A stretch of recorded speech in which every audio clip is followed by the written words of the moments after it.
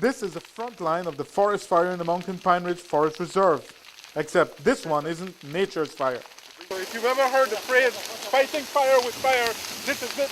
As the forestry department is setting these huge fires so that this area does not become fuel for larger forest fires. It is a huge and intensely hot fire, but part of managing the blaze. This forestry department employee is the one literally fueling it. His job is to lead the fire right here to this creek where it will naturally terminate, which is bad news for this snake as it jets across to the other side for safety. But the strategy doesn't seem to make sense, this fighting fire with fire. It does, though, and Ruiz explains why. What was the approach, what went into making that decision to burn it at that particular place? Well, there was an anchor point, which was the creek. That was a safe point. So we just burned to the creek because it is very dangerous to leave unburned fuel behind, because you might be busy on the other end of the fire and this fire would just cross. So it's better to avoid, take out all the unburned material, and then you can concentrate on one side of the fire. By fuel, he means the dry, unburnt forest, which is a hazard when there's fire coming from all sides. And that's what we saw today. From the vantage point of the area known as Skyline, it looks like the whole Pine Ridge is ablaze. But this is what is known as a small basin, where the fire, as big as it seems from above, is not a great worry. There is no threat to property, and the forest needs fire for natural regeneration. This is another vantage point of those fires, big, but again, not out of control, and not anywhere the fire managers don't want it to be. And to make sure the fire doesn't jump across to an area they're trying to protect, in the forest they don't use fire trucks, they use a bulldozer and a loader. These are what cut the fire trails that terminate the fire. Domingo Ruiz is in charge of managing multiple fires across the 100,000-acre Pine Ridge Forest Reserve. The Forest Department has it sectioned off into 48 compartments and subcompartments accessed by 398 miles of roads and trails.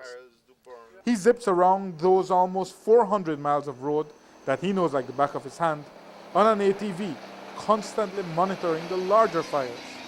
As we rightly have seen today, there are 5 different fires. Some of them have actually joined, becoming larger fires. And some of these, we have actually had some scheduled prescribed burns to be carried out. Unfortunately, those prescribed burns did not happen when we had the right windows of opportunity, but they're happening now, and the results so far, as we have actually analyzed, are very good. The big fires come in 5-year cycles, and so far, 2011 is fairly fierce. It is one of the more severe ones since the past 5 years. If you recall, in 2006, we had a similar fire season where we had severe fires. In that particular year, if I recall correctly, over 50% of the Mountain Pine Ridge burnt. In this particular instance, we're estimating about 29,000, 30,000 acres burnt already.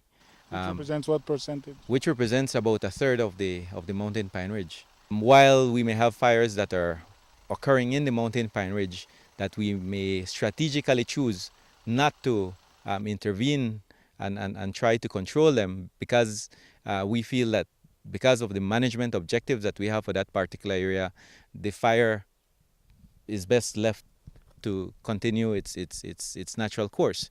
But at the same time, there are fires that we cannot control, but try to suppress and contain. But then there are other fires that we can attack directly, and because they're in critical and sensitive areas, we do prioritize and center our efforts, both human and machinery-wise, to try and contain those fires and to put them out. But some say they haven't been vigilant enough. How would you respond to a criticism that in fact you all haven't been doing enough interventions, enough underbrush burning over in the non-dry season, and that has led to a particularly voracious fire season? Well, it all depends your point of view. As I said, we had scheduled prescribed burns to be carried out. We didn't carry them out on a timely basis, but this opportunity has availed itself. But most folks think that where there is smoke, and that's everywhere in the Pine Ridge right now, then there's fire. To people who don't, perhaps, who don't know about fires or don't have this appreciation of fires, it might be a little frightening, I should say, And a visitor to the mountain Pine Ridge, of course, when they see smoke all over the place, you get frightened or something, and then maybe that's the reason why this comment came by. And while those are comments, Ruiz says they have their priorities properly lined up. Well, we have, I would say, about 80% control. I wouldn't say full control of the fires because it looked dormant for a while, but in the afternoon when the humidity really goes low and the temperatures rise, fire sprout from different areas. Then again, you have to prioritize all over because you might have one on the northern side of your fire and another one on the east. So you have to prioritize what to do next.